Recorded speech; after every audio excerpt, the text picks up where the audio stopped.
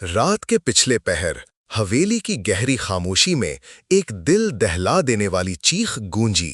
बड़े हॉल की छत से झूलते फानूस हिलने लगे, दीवार पर लगे शीशे कांप गए। नौकर सहमे हुए एक दूसरे को देख रहे थे। फिर सब एक साथ दौड़ते हुए मालिक के कमरे की तरफ भागे। दरवाजा अंदर से बंद था, मगर अंदर से सामान गिरने और किसी के भागने की आवाजें आ रही थीं। चौकीदार ने हिम्मत करके दरवाजा तोड़ दिया। अंदर का मंजर देखकर सबके कदम वहीं जम गए। शकील खान फर्श पर घुटनों के बल बैठा था। उसके कपड़े पसीने से तर थे, आंखें लाल अंगारों की तरह दहक रही थीं। वो कांपते होठों से बार बार एक ही जुमला दोहरा रहा था, कह दो वो मुझे छोड़ दे, मैंने कुछ नहीं किया। नौकरों ने उसे पकड़कर बिस्तर पर लिटाने की कोशिश की, लेकिन वो हवा में हाथ मार रहा था, जैसे किसी नजर न आने वाले दुश्मन को धकेल रहा हो।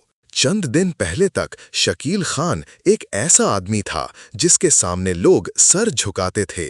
वसी कारोबार, बंगले, महंगी गाड़ियां, इसके पास सब कुछ था, मगर इसके पास एक और चीज भी थी, गुरूर। वो ताकतवर था और ताकत उसे जालिम बना चुकी थी।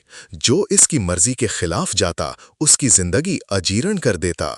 इसी हफ्ते उसने एक औरत की जमीन हथियाई थी, एक कमजोर, बीमार औरत जिसके पास ना पैसा था ना कोई सहारा। इस दिन दोपहर के वक्त जब वो कोर्ट से जायदाद के कागज लेकर निकल रहा था, गेट के बाहर वो औरत खड़ी थी। उसका नाम जरीना बीबी था। उसकी आंखों में आंसू और चेहरे पर थकन थी। खान साहब, उसने भराई हुई आवाज में कहा, ये जमीन मेरा सब कुछ है, खुदा के लिए ये मुझसे मत छीने। शकील ने सिगरेट का धुआं उसके सामने छोड़ते हुए तंजिया मुस्कुराहट के साथ कहा, जरीना, ये जमीन अब मेरे नाम हो गई है, तुम जाकर किसी और से हमदर्दी ले लो। जरीना के हाथ कांप गए। वो 2 कदम पीछे हटी, फिर आसमान की तरफ हाथ उठाए और लरसती आवाज में कहा, अल्लाह, ये शख्स जुल्म करके खुश है, इसका गुरूर तोड़ दे, इसे ऐसा दर्द दे कि ये जिंदगी से भागे और मौत भी इसे न मिले। शकील ने हंसते हुए गाड़ी का दरवाजा बंद किया और निकल गया। उस वक्त उसे जरा भी अंदाजा ना था कि ये अल्फाज उसकी जिंदगी का सबसे बड़ा अजाब बनने वाले हैं। जरीना की बद्दुआ के 3 दिन बाद शकील रात को अपने कमरे में अकेला बैठकर शराब पी रहा था। बारिश हल्की हल्की खिड़कियों पर दस्तक दे रही थी। अचानक उसे महसूस हुआ जैसे कोई खिड़की के बाहर खड़ा उसे देख रहा हो। वो उठा और खिड़की खोली। बाहर अंधेरा था, सड़क सुनसान। वो वापस मुड़ा ही था कि उसके कान के करीब किसी ने धीरे से कहा, याद है? शकील के हाथ से गिलास गिर गया। वो पलटा, मगर कमरे में कोई ना था। उसने खुद को संभालने की कोशिश की, मगर दिल की धड़कन तेज थी। कुछ देर बाद उसने आईने में देखा तो उसका अक्स धुंधला सा लग रहा था। धुंध के बीच एक जुमला उभरा, मैंने कहा था ना। अगली रात शकील ने नींद की गोलियां खाईं, मगर जैसे ही आंख लगी, ख्वाब में वही औरत आ गई। उसका चेहरा जख्मों से भरा, आंखों में गुस्सा और होंठों पर सर्द मुस्कुराहट थी। वो करीब आकर कहती, अब तुम्हारे साथ वही होगा जो तुमने दूसरों के साथ किया। शकील चीख कर उठ बैठा, कमर पसीने से तर, सांस बेतरतीब, आंखें खौफ से फटी हुई। अब वो हर रात किसी न किसी खौफनाक मंजर में जागता। कभी उसे लगता कोई उसके बेड के नीचे है, कभी कमरे के कोने में कोई खड़ा उसे घूर रहा है। हवेली के नौकरों ने भी देखना शुरू कर दिया था कि खान साहब दिन ब दिन कमजोर हो रहे हैं।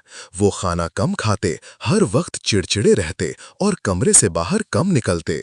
एक दिन बावर्ची ने चौकीदार से कहा, ये सब जरीना बीबी की बद्दुआ का असर है। मैंने अपनी आंखों से उसे आसमान की तरफ हाथ उठाते देखा था। चौकीदार ने होंठ भींचे। बद्दुआ कभी खाली नहीं जाती, और खासकर मजलूम की बद्दुआ तो सीधी लगती है। एक तूफानी रात थी, बिजली जा चुकी थी। शकील अपने कमरे में अकेला बैठकर मोमबत्ती जलाकर फाइलें देख रहा था। अचानक कमरे का दरवाजा खुद ब खुद खुल गया। हवा का तेज झोंका आया और मोमबत्ती की लौ बुझ गई। अंधेरे में उसने किसी के कदमों की चाप सुनी, आहिस्ता आहिस्ता करीब आती हुई। कौन है? शकील की आवाज लरज गई। एक लंबा सा साया दीवार पर नमूदार हुआ। वो आहिस्ता आहिस्ता इंसानी शक्ल में ढलने लगा। शकील पीछे हटा, लेकिन कमर दीवार से लग गई। साया झुककर बोला, क्या अब भी लगता है कि तुम ताकतवर हो? शकील ने कपकपाते हुए कहा, तुम कौन हो? साया जरीना बीबी की शक्ल में बदल गया। आंखों में सुर्खी और चेहरे पर इंतकाम की झलक थी। मैं वो हूं जिसे तुमने बर्बाद किया, और अब मैं तुम्हें छोड़ने नहीं आई। इस रात के बाद शकील का दिमाग बिगड़ने लगा।